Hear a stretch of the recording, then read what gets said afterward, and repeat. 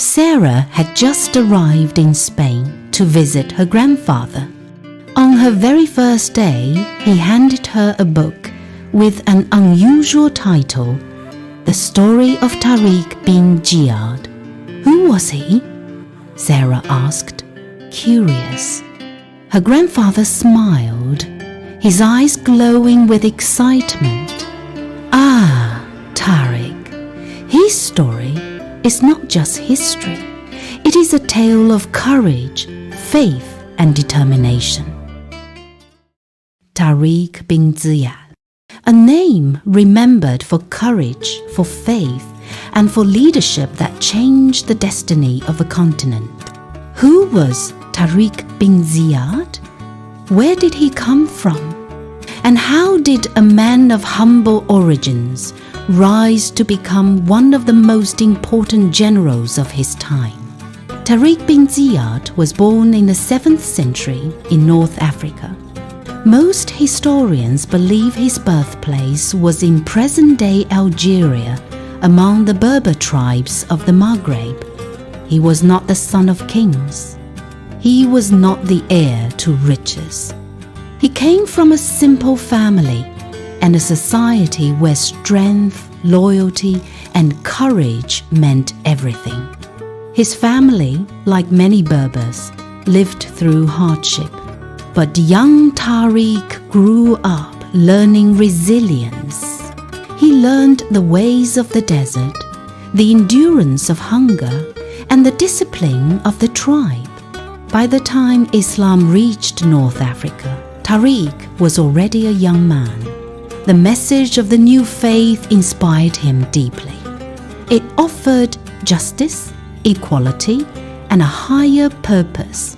For Tariq, Islam was not just a religion, it was a mission, a way of life. Tariq became a soldier in the Muslim armies that spread through North Africa. He was tall, strong, and fearless. On the battlefield, he fought with unmatched determination. But he was more than just a fighter. He was intelligent, disciplined, and wise. His skills soon caught the attention of Musa bin Nusayr, the Umayyad governor of North Africa. Musa saw something rare in Tariq, a man who could lead others, a man whose courage could inspire an army, a man whose loyalty could never be bought. Under Musa's command, Tariq rose quickly. By his early 30s, he had become one of Musa's most trusted commanders.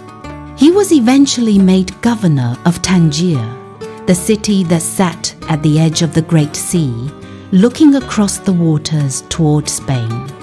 At that time, Spain, or Iberia as it was known, was ruled by the Visigoths.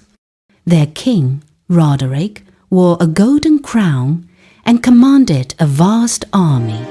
But his rule was harsh.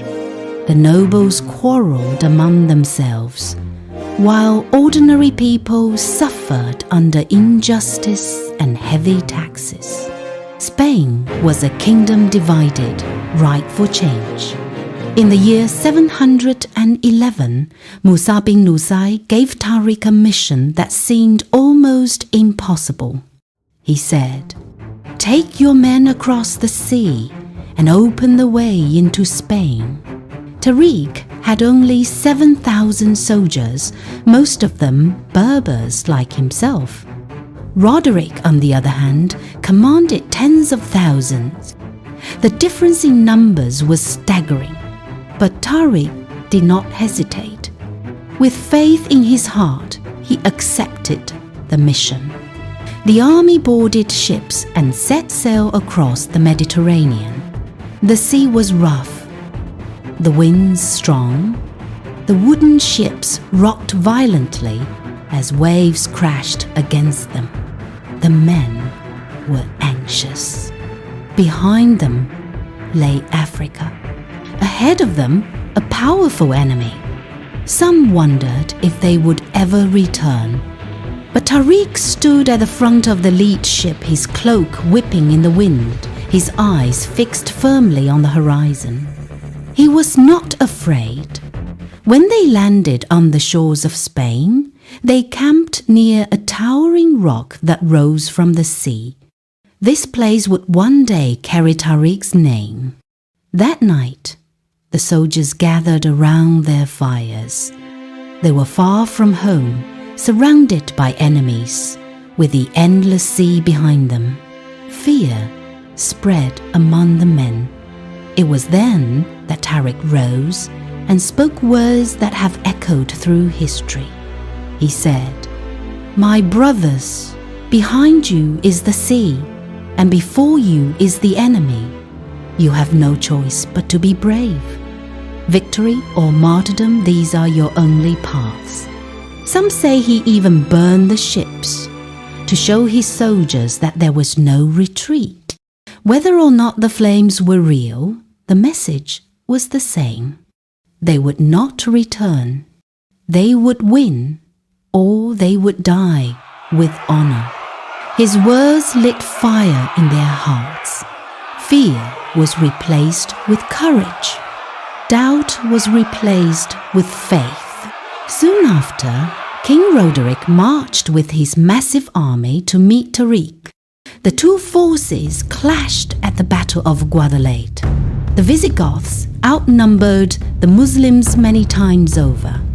It seemed impossible for Tariq's small force to win. But Tariq was a master of strategy. He divided his men wisely. He struck when the enemy was weakest, and he fought at the front, sword in hand, fearless in the face of death. The battle raged with chaos and thunder. And then, the impossible happened.